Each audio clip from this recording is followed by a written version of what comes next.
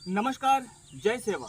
My Mavli Hindi समाचार में आपका स्वागत है और मैं हूं शेख इस्माइल। दर्शकों, हम बेला मंडल के चांदपल्ली ग्राम पंचायत में मौजूद हैं और यहां पर गोंडवाना गणतंत्र पार्टी के राष्ट्रीय अध्यक्ष कोरंगे दौलतराव इनसे मुलाकात करेंगे और जानेंगे कि आने वाला जो इलेक्शन है वो खासदार इलेक्शन है, यानी एमपी इलेक्शन है। और इस एमपी इलेक्शन में गोंडवाना गणतंत्र पार्टी का जो मदद होती है वो किस तरफ जाएंगी, इन आदिवासी गोंड समाज की मदद है ना वो किस तरफ जाएंगी, इन आदिवासी समुदाय किस तरफ झुकेगा और इस आदिवासी समुदाय क्या इनकी जो रणनीति है, वोटों की रणनीति है वो किस तरफ जाएंगी, ये सब हम बातें करेंगे।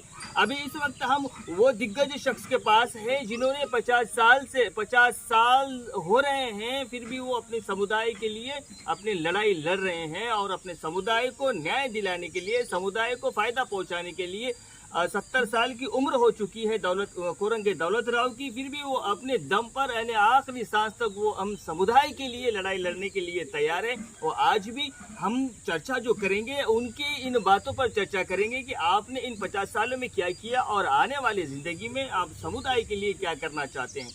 दर्शकों, कोरंगे दौलतराव वो एक हस्ती है जिस वक्त इन आदिवासी समुदाय को जितना नॉलेज नहीं था, क्योंकि थोड़ा कम पढ़े लिखे रहने की वजह से बाहर ऑफिसों के चक्कर नहीं काटते थे, क्योंकि आईटीडीए के पास जाना, आईटीडीए पीओ के पास जाना और इन लोगों की समस्या लेके जाना, ये कोरंगे दौलतराव करते रहे। ये राय सेंटर में भी 30 से 35 साल तक अपने न्याय के लिए लड़ते रहे, लोगों को न्याय दिलाते रहे, किसी को पुलिस स्टेशन जाने की जरूरत नहीं पड़ी, क्योंकि कोरंगे दौलतराव कहते हैं कि अगर हमारे समुदाय को अगर पुलिस स्टेशन की जरूरत पड़ती तो पैसे का खर्चा आता था, लेकिन हमारा समुदाय में ज्यादा पैसे वाले लोग नहीं होते थे, इसलिए राय सेंटर की तरफ से हमने गांव में और हमारे समुदाय में एक बैठक बिठाकर वही फैसला कराया करते थे।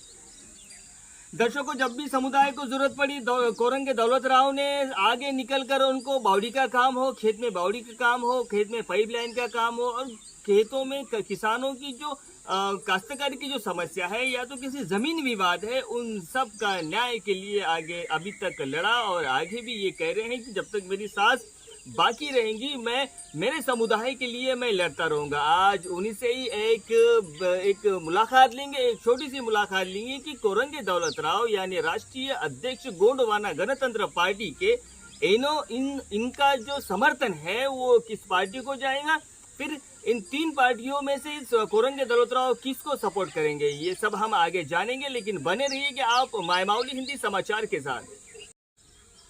जय सेवा। कोरंगे दौलतराव जी, बहुत हमारा भाग्य खुल गया कि आपसे आज बहुत दिनों के बाद में मुलाकात हुई, और ऐसे तो मुलाकात होती रहती है लेकिन इंटरव्यू के लिए हमने आपसे संपर्क किया तो आप कहे कि बिल्कुल आप आ जाइए करके, हम उसका आपको शुक्रिया अदा करते हैं।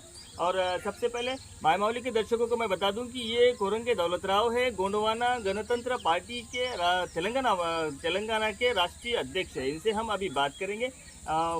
कोरंगे दौलतराव जी, सबसे पहले हम आपको एक सवाल पूछना चाहते हैं कि गोंडवाना गणतंत्र पार्टी की तरफ से कोई उम्मीदवार खड़ा है क्या?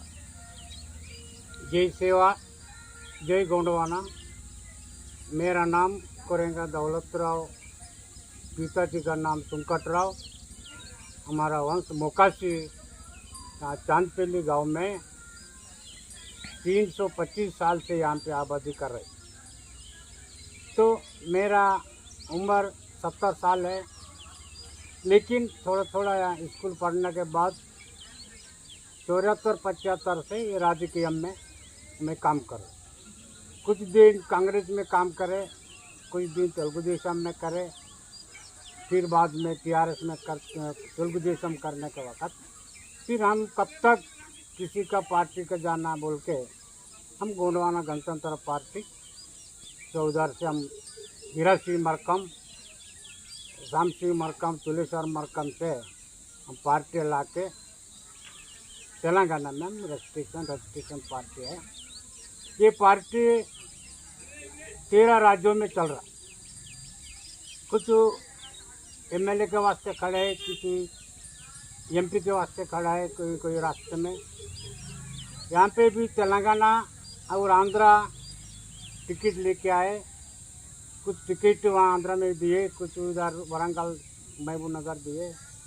आदिलाबाद ज़िले में हमको कैंडिडेट नहीं मिलने से फिर हम किसी को सपोर्ट करना, हमारी आदिलाबाद जिले में आपको कैंडिडेट नहीं मिला, तो कैंडिडेट नहीं मिलने के कारण फिर आदिलाबाद जिले में आपका गोंडवाना गणतंत्र पार्टी की तरफ से कोई उम्मीदवार नहीं है, ये कहना चाह रहे हैं। तो नहीं मिला, अपने पास पैसे नहीं है, पैसे की तरफ लोग भागते। लेकिन हम सोचे आज बिहार क्यों, आज बिहार तेलंगाना जब से हमको खुला हुआ, एक कुमरम भीम जिला हो गए, कुमरम भीम को 25 करोड़ दिए, ऐसे कुछ नागोबा केसलापुर कुछ फंड दिए, कुछ सदलपुर में 50,000 का 50 लाख का 2 कम्युनिटी हॉल हुआ, बेले में 35 लाख का हुआ।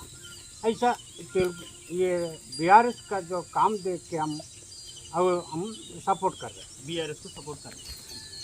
बीआरएस को गोंडवाना गणतंत्र पार्टी के जो राष्ट्रीय अध्यक्ष है उन्होंने बीआरएस को सपोर्ट, तो ये 3-4 पार्टी है, बीजेपी है, कांग्रेस है, टीआरएस है और गोंडवाना भी है।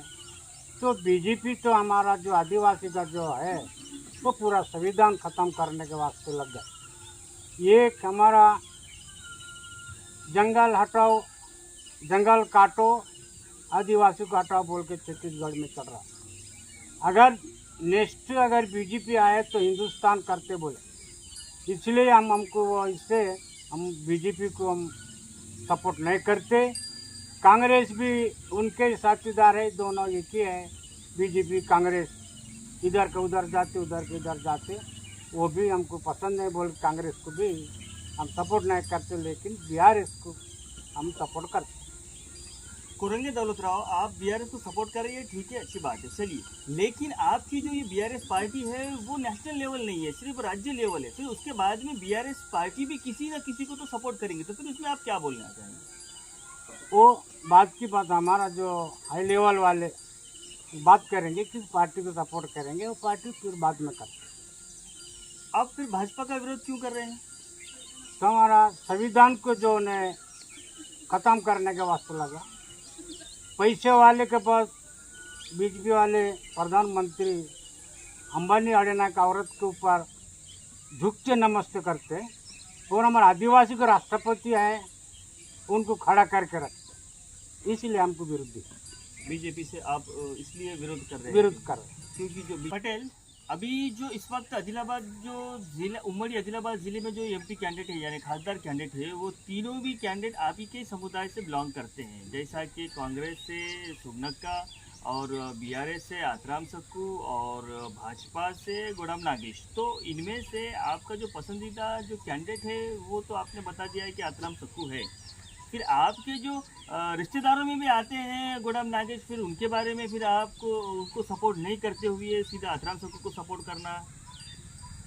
तो गुलाम नागेश साहब इससे पहले एमएलए था, कुछ नहीं करता, एमपी था, कुछ भी नहीं करता। और दूसरी बात, आदिवासी के ऊपर अत्याचार अन्याय हुआ तो भी उन्होंने कोई मदद नहीं करा, इसलिए उनको हम नहीं करते। इसीलिए आप गुलाम नागेश की तरफ नहीं जाते, बल्कि आतराम सक्कू को सपोर्ट करते। फिर कांग्रेस में भी सुगनक्का है, फिर कांग्रेस से क्या दुश्मनी है आपको? दुश्मनी नहीं है, हमको जो हमारा आदिवासी समाज को जो समाज को डेवलप करना, समाज को जो मदद करना, तो ये लेडीज है, कांग्रेस नया नया है, उनका आइडिया नहीं है, यही फर्स्ट बार है। सक्कू 2 बार एमएलए हुआ और बाद में एमपी का टिकट मिला, इसलिए उनको अनुभव है, इनको अनुभव नहीं बोल के हम बीआरएस और सक्कू की मदद कर। आपको क्या गारंटी है कि आतराम सक्कू फिर आपकी मदद करेंगे, यानी आदिवासी समुदाय के लिए आवाज़ उठाएंगे? इस पर आपको किस तरह से भरोसा आया?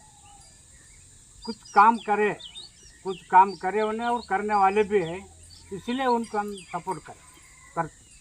अच्छा, धन्यवाद जी। हम अभी तक कुरंगे दौलत राव से मुलाकात ले रहे थे। इनका पूरा जो जूझ है, इनका कहना यही है कि हम बीआरएस को सपोर्ट करेंगे, क्योंकि बीआरएस सरकार थी, जिस तरह से उन्होंने हमारे जो आदिवासी समुदाय के लिए, यानी बेला मंडल में भी किस तरह से सदलपुर मंदिर के लिए क्या निधि दी है, बेला में भी क्या निधि दी है, और जोड़े घाट में भी किस तरह से हमारे जो समुदाय की जो इज्जत रखी है, और ये सभी को देखते हुए हम आत्माराम सक्को को सपोर्ट करेंगे और साफ तौर पे कह रहे हैं कि गोंडवाना गणतंत्र पार्टी बीआरएस को ही सपोर्ट करेंगे।